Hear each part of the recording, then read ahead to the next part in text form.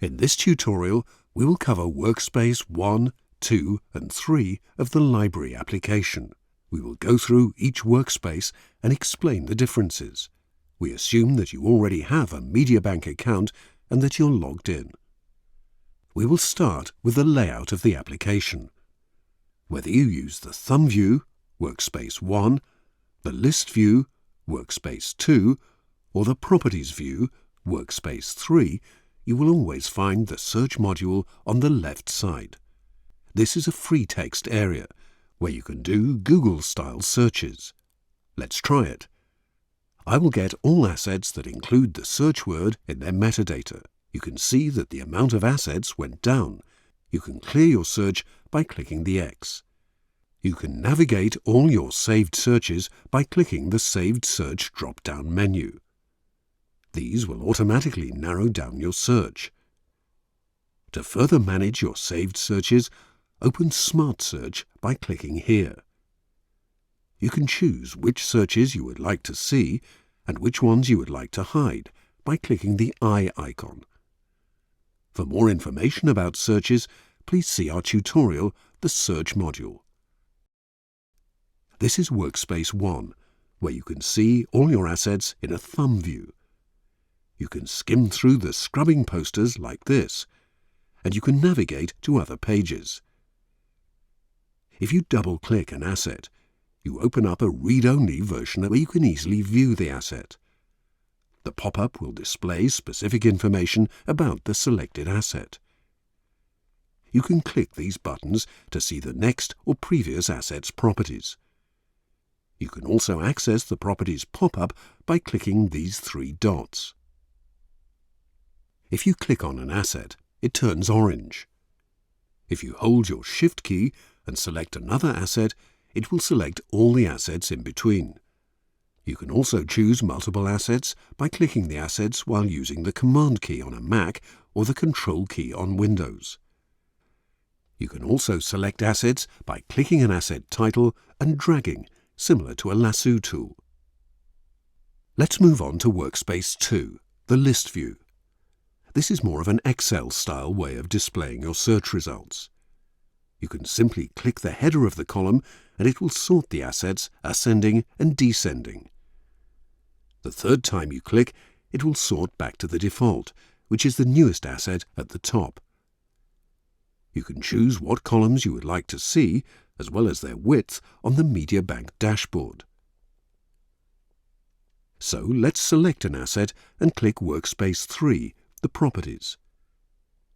This is the workspace that gives you more specific information about one single asset at a time. At the right-hand side, you can see all the metadata that has been associated with this asset, such as title and subtitle. All this metadata is configurable keys and values that have been set up for your account. Keep in mind that the metadata and its fields will differ depending on what clip type it is. The player is where you navigate the asset. You can play, pause, make it full screen, fast forward and rewind. You can also use the J, K, L keys and even the arrow keys if you wish to go frame by frame. These buttons will let you jump 1, 10 and 30 seconds forward and backwards. You can also navigate by using the timecode, by writing the timecode here. Another neat function is this button right here.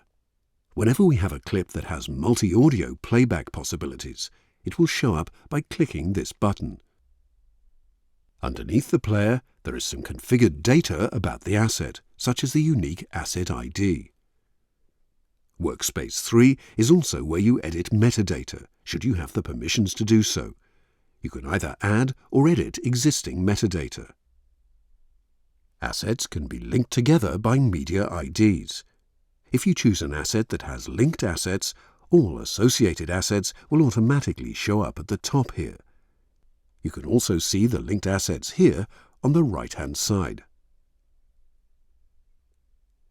Now I will navigate back to Workspace 1 to show you the menus within the library application.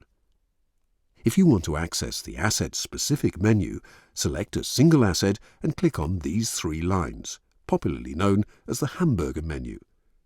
You can also right-click on an asset to open up a shortcut menu. This will, for instance, give you the opportunity to copy the asset link.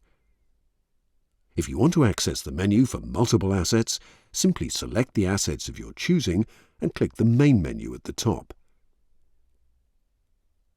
Here you can see that there are a number of tasks that I can perform on the selected assets. I can, for instance, group them together, update the scrubbing posters, or I can manually add them to a project.